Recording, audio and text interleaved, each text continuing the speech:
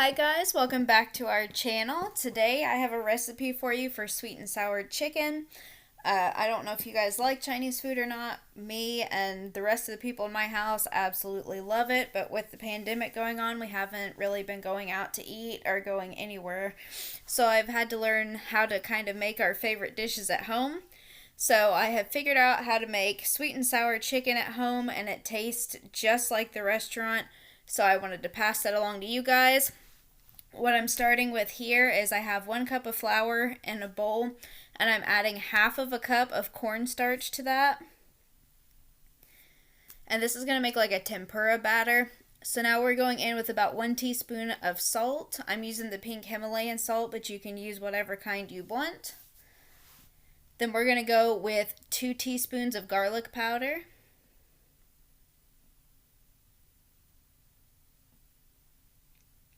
And then we're going in with a little bit of ground black pepper, only about a half of a teaspoon on this.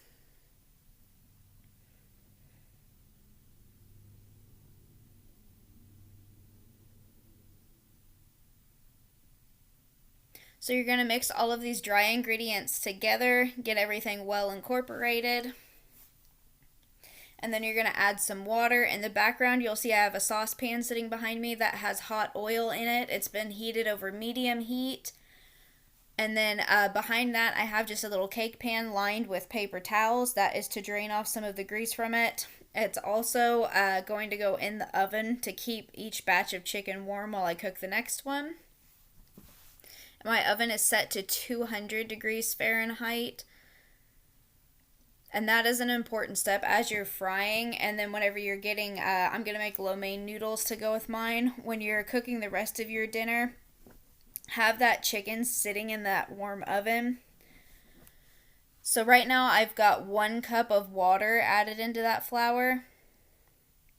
And we're going to start stirring. And this is going to make kind of a thick breading or batter.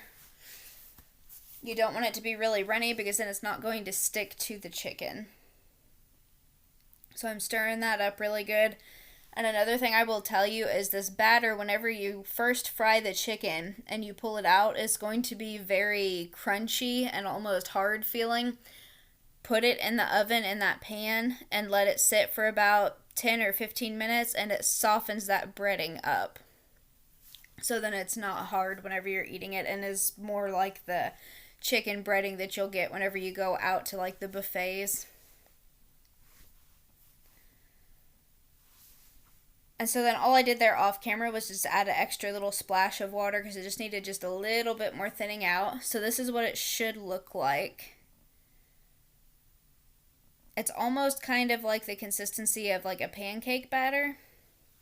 So here I have 2 chicken breasts cut up into little bite-sized pieces. You don't have to use breasts. If you like dark meat chicken, you could go for some boneless, skinless chicken thighs. We just prefer the white meat in my family.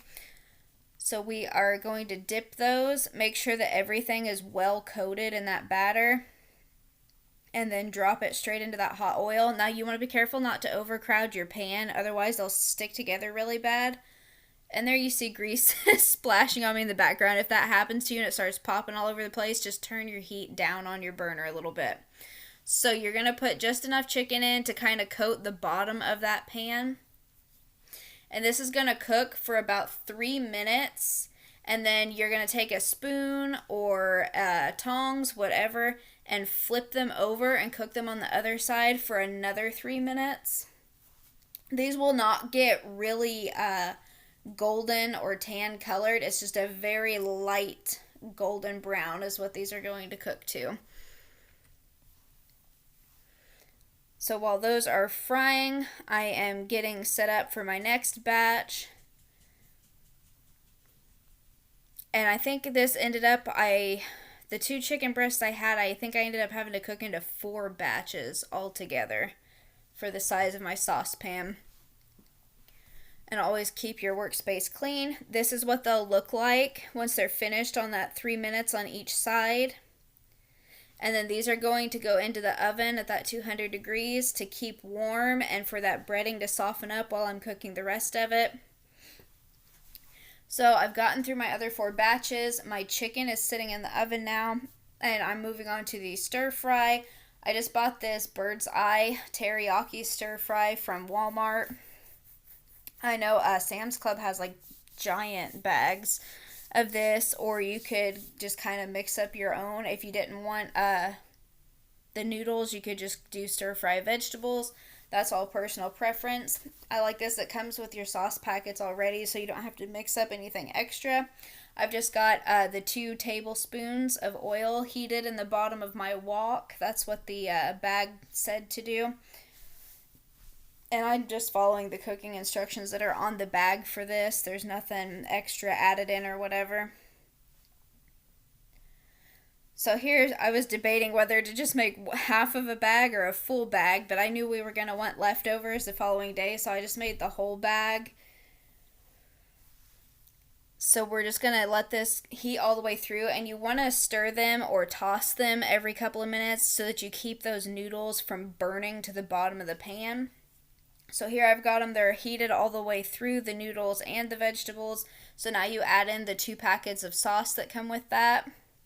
And you continue to cook that and stir it about every minute to make sure that it gets hot all the way through, but nothing sticks to the bottom of your pan.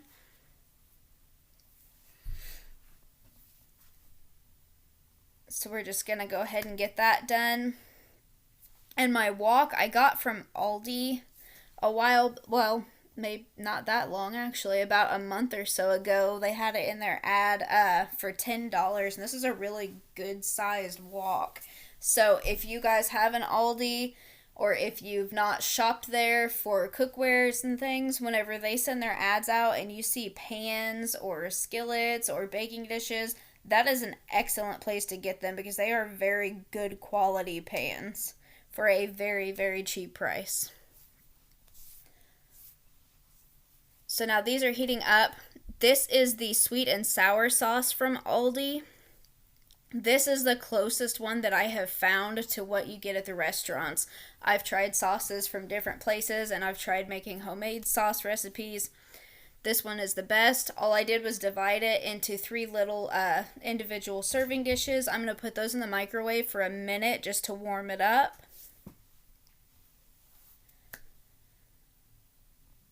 So now I'm tossing my noodles back there, making sure that that sauce gets all well incorporated. And again, about every minute or so, you want to just kind of shift them around because the pan of these woks gets very, very hot. And it will scorch them and cause them to stick and burn onto the bottom if you're not constantly moving things around in the pan. So that's getting good and heated through.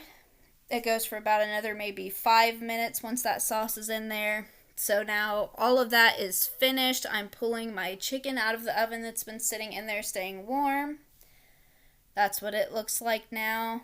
And that's how much I got out of just 2 chicken breasts. So it is quite a bit. That gave us a meal that night, even going back for seconds. And then we had lunch the next day out of this. So it's also a relatively cheap meal to make. So here I'm going to show you that breading. It gets nice and soft and squishy once it's been sitting in the oven. So don't freak out whenever you first pull this out if it's too hard and crunchy.